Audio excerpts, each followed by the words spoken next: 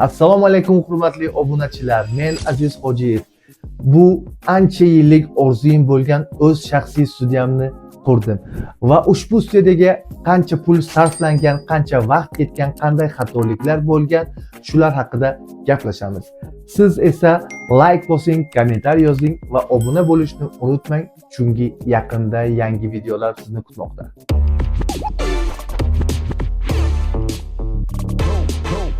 Keling bir o'tmishga nazar solsak, birinchi studiyam.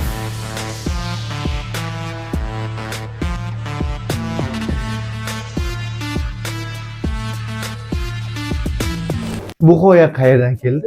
Prosto o'tirgan shunday kelib qoldi-da.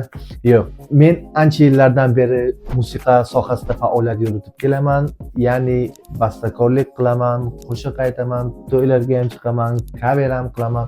Hozirda video operatorlik ham kiradi.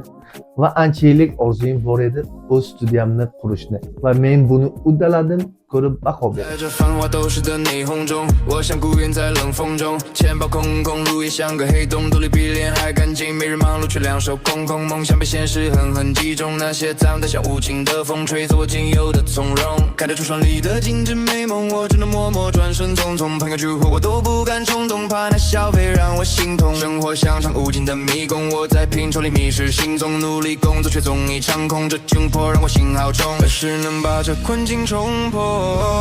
让我不再如此的落魄，我期待着命运的转折，把那富足生活来掌握。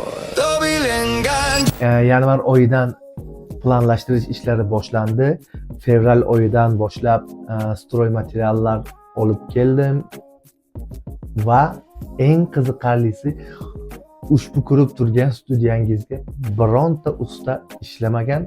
Tolka hamma ko'rib turgan narsalaringiz o'z qo'lim bilan qurilgan. Men usta emasman, prosta qiziqaman, endi ham arzon bo'ladi. Bu studiya mening uyimda joylashgan. O'yladim, может, biron yerda arendaga joy olib ishlasammi? Yo'q, bunday olib qarasam agar men hozir boshqa ishlarim ham bor. Uyda qulayligi shundaki, men xohlagan paytim bemalol o'tirib kechgacha muzikani baland qilib o'tirsam ham hech kim xalaqit bermaydi. Keyin boshqa yerda studiya bo'lsa agar men vastamnom kechqurun ishlashni yaxshi ko'raman. Ablosnoy tomonda studiyamda bor edi. Bir ishlab ketsam agar u yog'i 3-4 gacha qolib ketardim. Uydan telefon qachon kelasan, nima qo'yasan. Shu sababdan uyga qurishga qaror qildim va mana zakonli bo'lyapti. Va videoning eng qiziqarli joyi bu narsa, o'ylayman hammaga qiziq bo'ladi. Ushbu studiyaga qancha pul ketdi deb. Endi общий qilib aytadigan bo'lsam, men maksimalni harakat qildim ushbu studiyaga kam budjet bilan kачественный zo'r qilishga. Ushbu studiyani qurishdan oldin men o'zimning apparaturalarimni yangiladim. Bu kolonka bo'ldi, mikrofon hamda naushnik.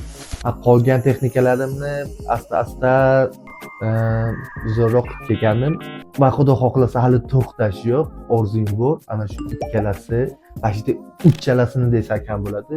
Sotib olsam agar, men o'ylayman, ancha orzuyimga yetaman. Va ushbu studiyani qurishda mendan примерно 4000 AQSh dollari sarflandi. Agar usta ishlatganimda undan oshiqroq bo'lardi. O'ylaymanki bir 6-7 mingga borib qolardi. O'zim qilganligim uchun menga 4000 dollarga tushdi. Mavjud ko'p ham ketgani mumkin, chunki ora-orada endi men usta bo'lmaganligim uchun mayda-chuyda ko'p xarajatlar ham ko'p chiqdi, cherezchur hisoblanmagan narsalar ham chiqdi. Shunga shunaqa narx bo'ldi. Siz nima deb o'ylaysiz? Ushbu qurgan studiyam sizga yoqdimi? Agar sizga ham ana shunday sifatli studiyalar kerak bo'lsa agar murojaat qilishingiz mumkin. Studiya qurib beramiz. Pat-kulich farqi yo'q. Agar qo'shiq yozdirmoqchi bo'lsangiz, cover qildirmoqchi bo'lsangiz yoki aranjirovka qildirmoqchi bo'lsangiz, pastdagi raqamlarga aloqaga chiqing, Telegramdan yozing. Eng achinarli holat bu studiyani hali qurmasdan turib yonib ketgani bo'ldi.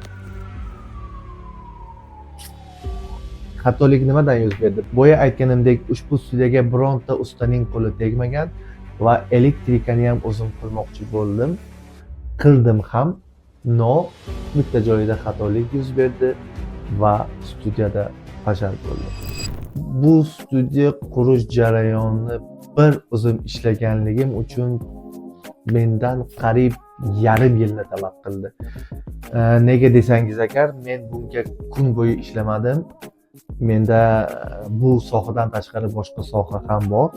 O'shandan выходной dam olish kunlarida ushbu studiyada ishladim.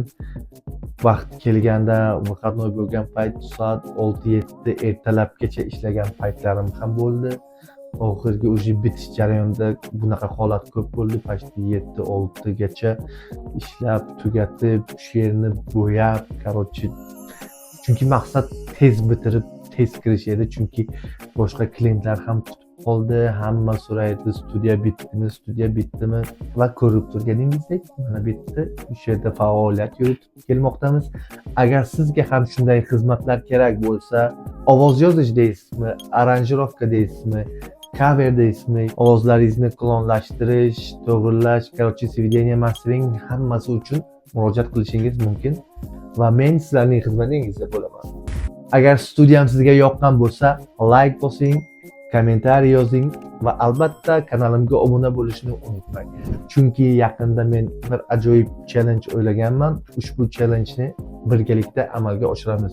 Buning uchun siz kanalimga obuna bo'lishingiz kerak. Barchalaringizga rahmat.